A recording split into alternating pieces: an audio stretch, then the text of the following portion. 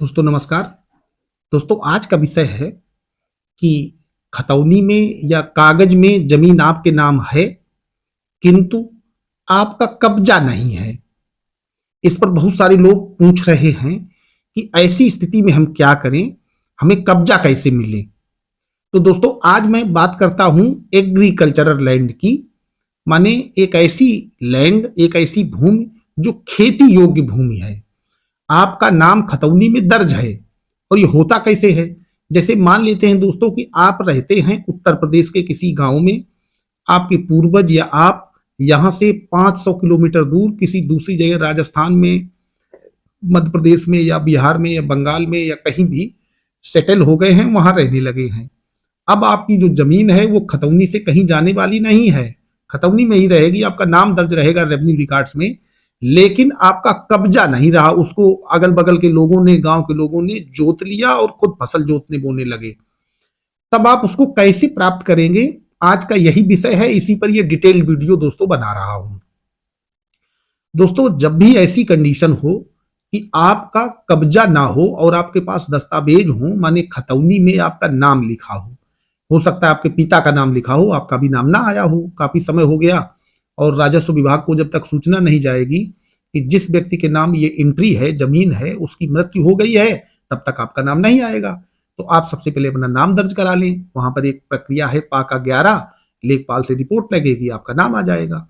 आपका नाम आ जाने के बाद आप धारा 24 उत्तर प्रदेश राजस्व संहिता के अंतर्गत, उसको चार्ट बंदी कहते हैं, माने आपका वो जो खेत है उसकी सीमाएं गड़बड़ हो गई हैं, इसका एक वाद दाखिल करें। और एसडीएम के यहां जब ये आप चार्ट बंदी का वाद दाखिल करते हैं तो इस चार्ट बंदी के बाद में सबसे पहले एक, चूंकि खतौनी लगी होती है, उसमें खतौनी में आपका नाम लिखा है और उसी नाम के आधार पर आपका आधार कार्ड है, माने आपका एक प्रूफ लग जाता है कि आप ही वो व्यक्ति हैं जिसकी ये जमीन है। तो वहां से एक सबसे पहले कच्ची पैमाइश होती है। वहां लेखपाल और कानून को, इन दो व्यक्तियों को पुलिस बल के साथ भेजा जाता है। अगर आप चाहते हैं कि वहां पर झगड़े की संभावना, क्योंकि जब दूसरा कोई कब्जा किया है तो झगड़ा होना स्वाभाविक है, तो विथ फोर्स माने एसडीएम पुलिस को चिट्ठी लिखते हैं और पुलिस भी साथ में जाती है। जो लोकल में इंस्पेक्टर या सब इंस्पेक्टर हैं वो आपके उन अधिकारियों के साथ जाते हैं और कच्ची पैमाइश होती है। ये देखा जाता है कि जो लैंड आपकी है उस लैंड के किस भाग पर कौन व्यक्ति कब्जा किए हुए है, वो ये लिख करके एसडीएम को देते हैं और कच्ची पैमाइश में कच्ची मेड़बंदी कर दी जाती है, माने निशान लगा दिए जाते हैं कि ये इतना एरिया आपका है। तो जैसे ही ये बात उस पार्टी को पता चलती है जिसके खिलाफ आपने चार्टबंदी दाखिल की है, क्योंकि चार्टबंदी दाखिल करते समय जहां आपका खेत है तो उसके चारों तरफ चतुर्दिक सीमाओं में जितने खेत हैं उन सबको पार्टी बनाया जाता है, क्योंकि वो संभावित आपके विपक्षी हैं, विरोधी हैं। पता नहीं है कि कौन व्यक्ति उसमें से कब्जा किए हुए, ज्यादा किए, कम किए, हो सकता है कोई एक हाथ कब्जा किए हो, कोई पूरी पूरी किए हो। तो सभी लोगों को जब पार्टी बनाया जाता है तो ज्यादातर लोग उसमें से आते ही नहीं है कोर्ट में आपके विरोध में, क्योंकि उनको पता है कि मैं गलत तरीके से इसको कब्जा किए हूं, कोर्ट में टिक नहीं पाऊंगा, इसलिए नहीं आते हैं। कुछ लोग आते हैं जिनको लगता है कि अभी मैं इसको लगातार लिए रहूंगा और जोतता बोता रहूंगा। तो उन लोगों को कंटेस्ट करना है आपको, माने उनका प्रतिवाद करना है। और उस प्रीलिमिनरी डिग्री के बाद जो प्राइमरी डिग्री बनी है, इसके बाद कुछ और प्रक्रिया है, वो पूरी होने के बाद फाइनल डिग्री बन जाती है। और जैसे ही फाइनल डिग्री बनती है तो फिर एक बार उन्हीं दोनों अधिकारियों को पक्की मेड़बंदी के लिए भेजा जाता है। तो जब दोस्तों पक्की मेड़बंदी के लिए भेजा जाए तो आप अपने मजदूर लगा करके या स्वयं उसमें बढ़िया सी मेड़ बना लें और इसके बाद वहां आना जाना शुरू कर दें। आपकी जगह फिट एंड फाइनल हो गई।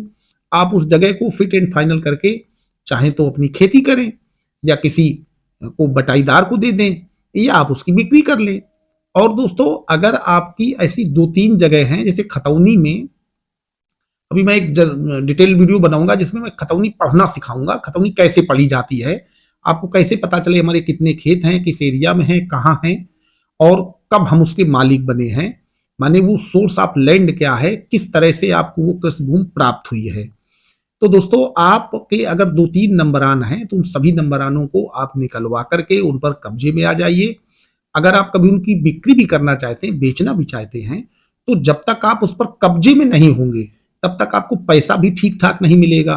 क्योंकि जो भी व्यक्ति लेगा वो कहता है कि मुझे कब्जा भी ट्रांसफर चाहिए, और जब तक कब्जा नहीं ट्रांसफर होता है, तो बिक्री भी वास्तव में नहीं होती है, परचेज नहीं, सेल नहीं होती है। उसको आप ये मान लीजिए कि वो फर्जी बिक्री है, उसका कोई महत्व नहीं रह जाता। तो दोस्तों जब भी आप ऐसी कंडीशन में हो कि आपको, आपके पास लैंड है लेकिन आप कब्जे में नहीं हैं, खतौनी में आपका नाम है, तो आप यही प्रक्रिया अपनाएं, निश्चित सफलता मिलेगी। कानूनी प्रक्रिया है, किसी प्रकार के लाठी डंडे झगड़े की आवश्यकता नहीं है। और अगर कोई झगड़ा करता है तो उसके लिए पुलिस फोर्स वहां मौजूद होगी, पकड़ के सीधा कर देगी, दो हाथ लगाएगी, उठा के बंद कर देगी।